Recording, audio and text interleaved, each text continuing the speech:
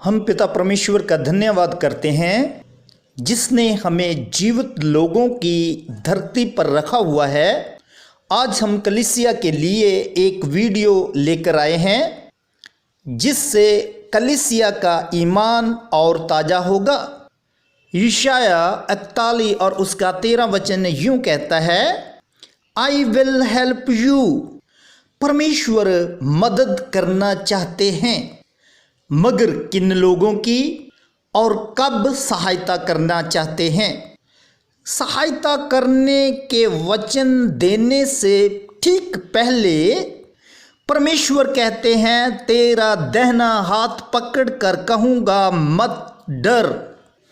अब हम जब संसार की ओर देखते हैं तो विश्वासी लोगों को डर लग रहा है। महामारी का डर, सताव हो रहा है इस बात का डर, बेरोजगारी का डर, कोरोना के नए नए वेरिएंटों का डर। कलीसिया को वचन के प्रकाश को समझना है। शैतान का काम डराना होता है। जब कलीसिया को डर लगे तो उसी वक्त परमेश्वर के वचन की ओर जाना है ताकि हम डर से मुक्त हो सकें।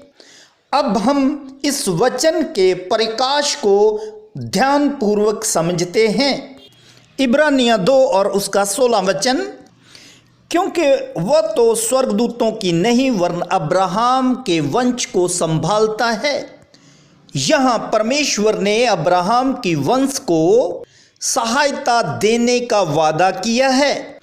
तो हमारे लिए क्या है, जो गैर यहूदी हैं, जो इजरायली लोगों में से नहीं हैं, हमारी सहायता के लिए वचन क्या कहते हैं। इब्रानियाँ 2:18 यहाँ लिखा है कि प्रभु यीशु मसीह परीक्षा में पड़े और उन्होंने हर प्रकार का दुख उठाया।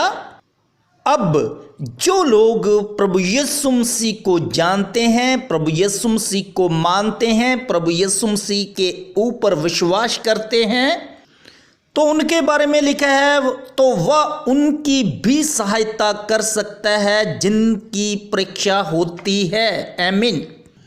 अब हम इन वचनों के भेद को, प्रकाश को वचन में से ही पढ़ेंगे। परमेश्वर ने क्यों अब्राहम के वंश की सहायता करने को कहा है? अब्राहम ने क्या किया था? गलातियाँ 3 अध्याय और उसका 6 वचन, अब्राहम ने तो परमेश्वर पर विश्वास किया और ये ही बात उसके लिए धार्मिकता गिनी गई।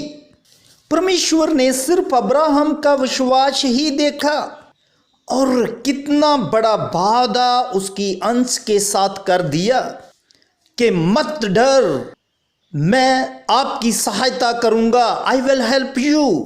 अब हमारे लिए क्या है, इसी का 14 वचन, यह इसलिए हुआ कि अब्राहम की आशीष मसीह यीशु में अन्य जाति तक पहुँचे और हम विश्वास के द्वारा उस आत्मा को प्राप्त करें जिसकी प्रतिज्ञा हुई है। आमीन। यदि हम डर से मुक्त होना चाहते हैं तो हम लोगों को प्रभु यीशु मसीह पर विश्वास करना चाहिए। डर कब आता है? जब शैतान और संसार हमें परखते हैं, हमें परीक्षाओं में डालते हैं ताकि हम गलती करें, हम पाप में फंस जाएं। उसी ही वक्त हम लोगों को परमेश्वर के वचन के प्रकाश की ओर जाना है ताकि हम लोग संसार के प्रभाव से और शैतान के दिए ऑप्शन से, जो हमें पाप में फंसाता है, वचन के प्रकाश से बच जाएं। हम अच्छी रीति से जानते हैं कि मत्ती 4 में शैतान ने यीशु मसीह को परखा। आज शैतान कलीसिया को भी परखेगा, उसको छोड़ेगा नहीं। परीक्षा से बचने के लिए हम लोगों को प्रार्थना करनी है। प्रार्थना से हमें वो वचन मिलेगा जिस वचन की हमें ज़रूरत है। इसीलिए प्रभु यीशु मसीह जब मुर्दों में से जीवित हो गए और स्वर्ग में जाते हुए पवित्र आत्मा का विश्वास देकर गए थे।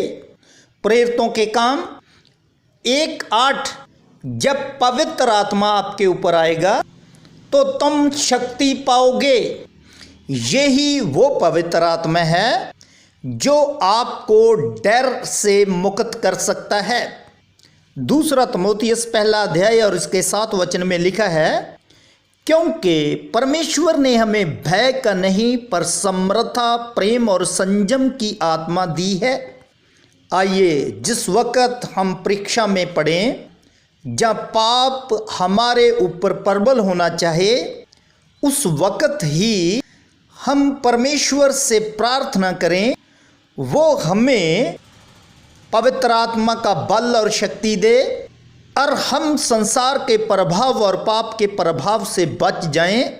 और इसी ही पवित्र आत्मा की सामर्थ्य से शैतान डरता भी है।